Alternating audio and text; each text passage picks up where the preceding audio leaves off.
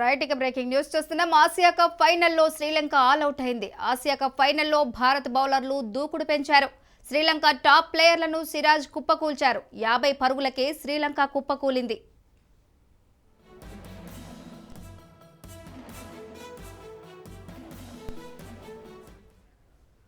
Right ఇక ఇదే అంశానికి సంబంధించి మరింత సమాచారం మా ప్రతినిధి శ్రీరామ్ అందించడానికి సిద్ధంగా ఉన్నారు. శ్రీరామ్ చెప్పండి, ఆసియా కప్ ఫైనల్లో అయితే శ్రీలంక ఆల్ అవుట్ అయింది. ఆసియా కప్ ఫైనల్లో భారత్ బౌలర్లు దూకుడు పెంచారని చూస్తున్నాం. ప్రస్తుతం ఉన్న అప్డేట్స్ ఏంటి?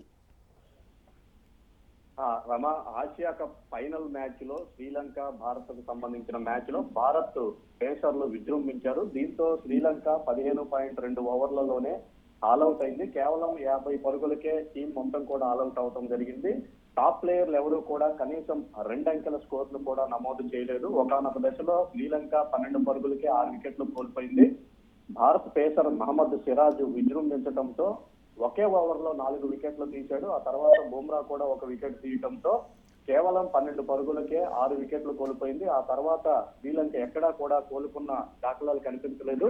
మొదటగా ఈ మ్యాచ్ కు ముందు ఈ పిచ్ స్పిన్నర్లకు అనుకూలిస్తుందని అంచనా వేశారు. అయితే అందుకు భిన్నంగా పేసర్లు విజృంభించడంతో కేవలం 15.2 ఓవర్లలో శ్రీలంక ఆల్అౌట్ అయింది. ఈ మధ్య కాలంలో ఇంత తక్కువ స్కోర్ కు ఒక అంతర్జాతీయ మ్యాచ్ లో తక్కువ స్కోర్ నమోదవడం ఇదే ప్రథమం.